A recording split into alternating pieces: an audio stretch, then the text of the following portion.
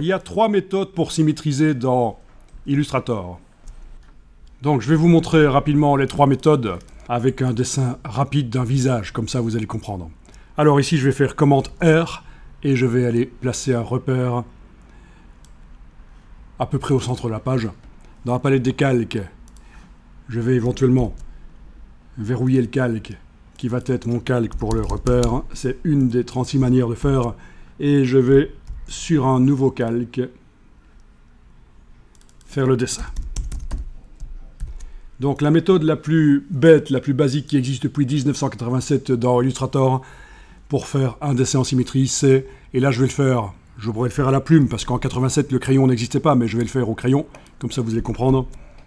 Donc je vais faire par exemple ici un œil, voilà, un œil, une moitié de nez, voilà, une bouche, vite fait, une moitié de bouche, voilà.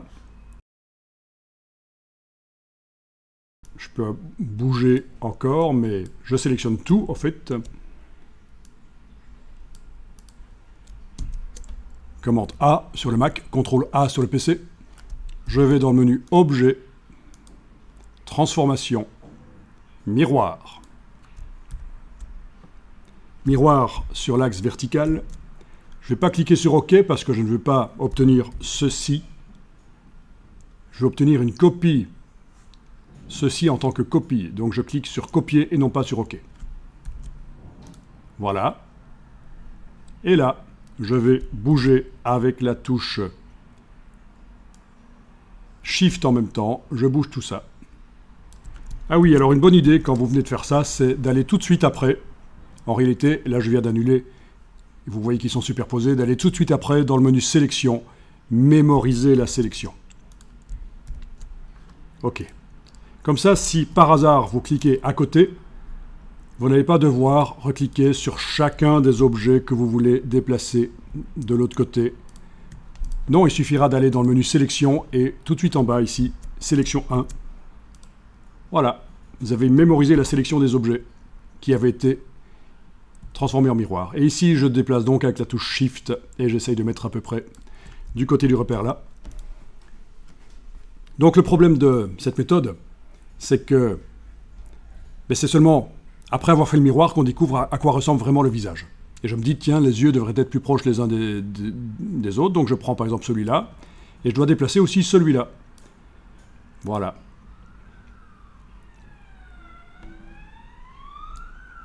Ou comme ça, voilà, je gère, j'essaye de voir, mais c'est pas un miroir dynamique. Quand je bouge une partie, ça ne bouge pas l'autre.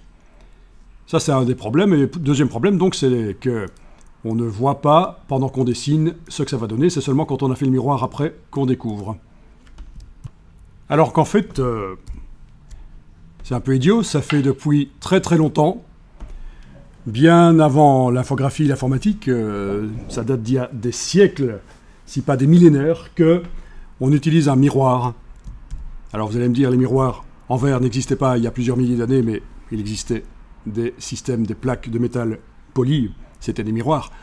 Donc ça fait très longtemps qu'on utilise un miroir dans la vraie vie pour dessiner, comme on le voit ici, le gamin qui dessine la moitié de son personnage et qui regarde dans le miroir pour voir ce que ça donne le personnage entier. Et donc, de manière assez idiote, dans Illustrator, dessiner la moitié et puis seulement découvrir après ce que ça va donner, c'est moins bien que ce qu'on faisait avant depuis très longtemps. Bien sûr, une fois qu'on se retrouve sur le dessin avec la moitié, on utilise un papier calque pour aller redécalquer. Vous voyez, on met un papier calque, on dessine au crayon dessus, puis on le retourne, on le met de l'autre côté, on repasse sur les traits, et ça redécalque, et on repasse au marqueur, et on a la symétrie. Très intéressant, très marrant comme petit atelier pour les enfants. Quoi qu'il en soit, voilà, ça c'était la première méthode, très très ancienne depuis la première version de Illustrator, 1987. Ok, je vais reprendre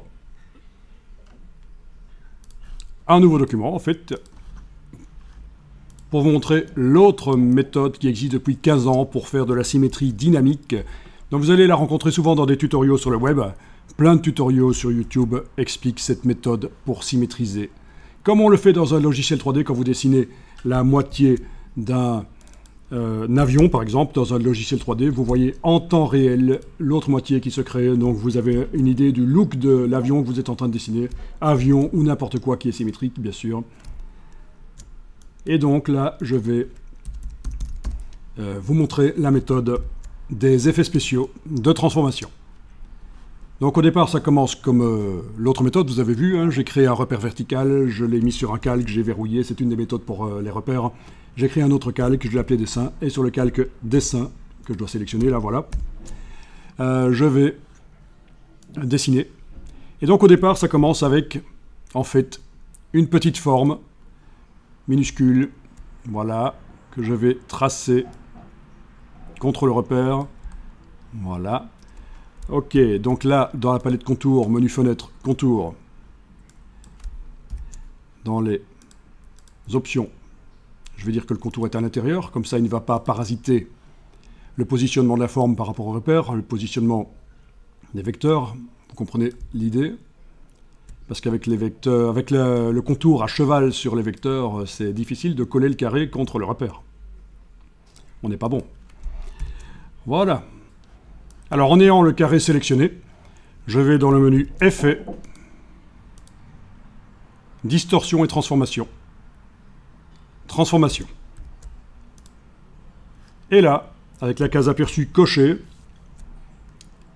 je vais indiquer que je fais un miroir sur l'axe X. En réalité, c'est l'axe Y, vertical, mais il y a un problème de traduction dans les logiciels Adobe. Ils ont traduit flip horizontal par miroir sur l'axe X, alors qu'en fait, quand on fait un flip, quand on fait un retournement horizontal, c'est sur un axe Y. Bon, peu importe. Vous voyez que c'est sur l'axe Y que ça doit... sur l'axe X que ça doit se faire. Mais en réalité, l'axe Y, vous cochez miroir sur l'axe X. Par rapport au carré, le repère vertical est à droite, donc je dois indiquer ici où il se trouve. Voilà. Ensuite, on voit que directement, le carré se symétrise. Par contre, l'original du carré perd ses couleurs. C'est pour ça qu'il faut que j'indique ici que je veux une copie et pas 0. 1, touche tabulation sur le clavier, et voilà. L'original garde ses couleurs. OK. Et puis là, je vais commencer à faire un dessin. Voilà. Bon, peu importe le carré, je vais le mettre plus haut, là, voilà. Le dessin, je vais le faire là. Le dessin, par exemple, d'un œil, vite fait. Je sélectionne les deux, commande A, donc l'œil et le carré se sélectionnent. Pas celui-là, parce qu'il n'existe pas, c'est juste le miroir. Et je vais grouper objet, associé. CTRL G, commande G. Voilà, je vais vérifier dans le calque dessin ici. J'ai bien un groupe. Dans le groupe, j'ai le rectangle avec sa symétrie. Ça, la petite cible ici grise, ça indique que dans la palette aspect, il y a un effet spécial. Si je vais voir dans le menu fenêtre aspect, je vois que l'effet spécial de transformation, il est bien là. Oui, oui, oui. Et donc, si j'enlève l'œil en face de la transformation, on ne la voit plus. Donc, c'est bien l'effet de transformation miroir qui est là sur le rectangle.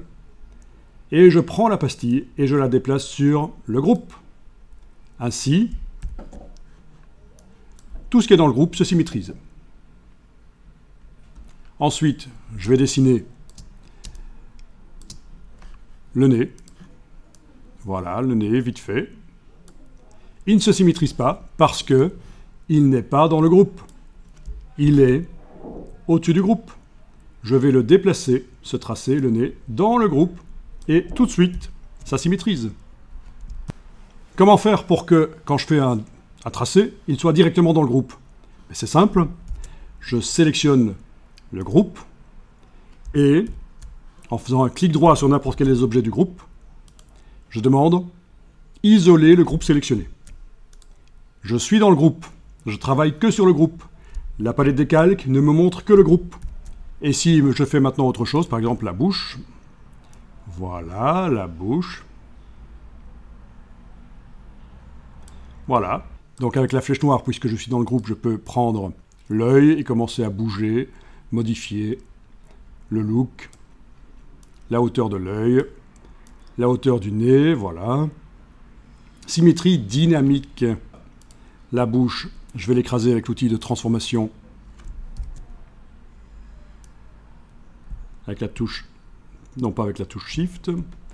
Pourquoi il ne veut pas? Commande Z. Voilà. Etc. Donc, je vois directement ce que ça va donner. C'est super. C'est super chouette. C'est ce qu'il faut. Voilà. Le carré, là au-dessus, on peut le supprimer, il ne sert plus. C'était juste pour démarrer l'illustration. Voilà, voilà.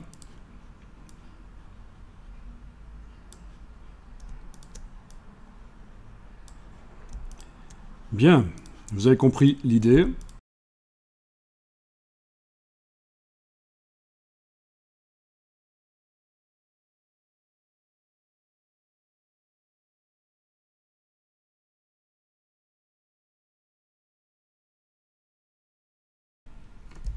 Et alors là, je vais vous montrer l'autre manière de faire la symétrie, la troisième manière, qui est la plus puissante, la plus récente. Elle date à peu près de 2022. Donc, vous devez aller dans Objet, Répéter et enclencher Miroir. Mais il faut un objet de départ. Donc, je vais juste faire un petit carré pour avoir un objet de départ. Voilà, le carré est là. Peu importe que le contour soit à cheval sur les vecteurs ou pas, ça n'a pas d'importance.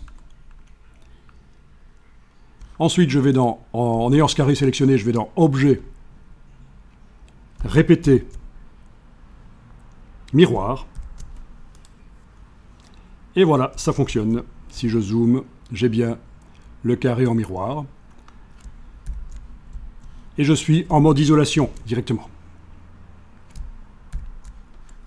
Donc là, je vais, avec le crayon, faire ce que j'ai fait précédemment. Je vais dessiner vite fait un œil, vite fait un nez. Vous voyez que c'est en symétrie. Vite fait une bouche. Voilà. Idiot, c'est pas comme ça. J'aurais dû faire comme ça. Voilà. Haha.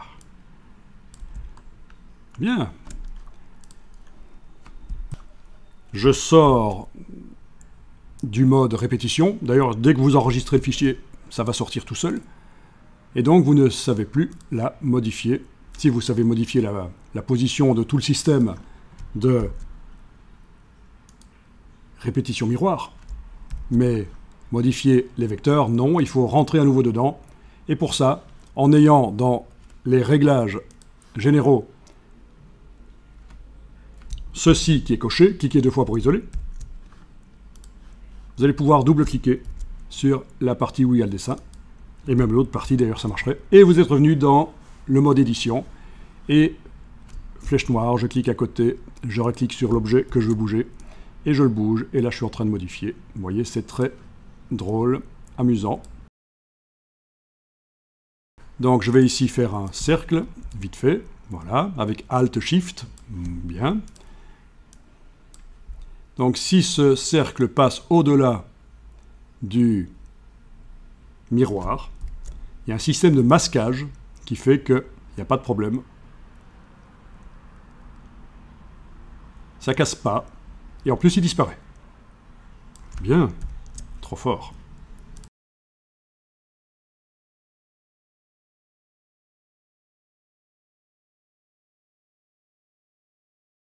Je vais l'enregistrer pour vous montrer comment obtenir les vecteurs sur l'autre côté pour pouvoir continuer l'illustration, faire des choses différentes, modifier un peu la forme de l'œil d'un côté ou de l'autre, mettre des couleurs différentes d'un côté ou de l'autre, parce qu'actuellement, les couleurs, si on en mettait, elles seraient pareilles de chaque côté, c'est comme les traits. Et là, je vais indiquer, je vais décomposer en fait. Démo, décomposition, c'est, voilà, la version décomposée qui va être montrée ici. Donc comment est-ce qu'on fait pour décomposer? Eh bien, en ayant donc la répétition miroir sélectionnée, on va dans Objet, Répéter, et on va annuler la répétition. objet répété annulé. Bien. Et là, justement, on va utiliser objet transformation miroir. Et on va demander copier. On va faire sélection mémorisée, juste pour le cas où on ferait la gaffe de cliquer à côté et désélectionner. Cliquer à côté. Comment faire pour resélectionner ce qui a été miroité? Sélection. Sélection. Voilà. Et donc, avec la flèche noire et la touche Shift, je déplace en horizontal. Et voilà. Et j'ai ma version que je vais pouvoir modifier différemment. Puisque, voilà, on a des choses indépendantes maintenant. Le miroir dynamique n'existe plus.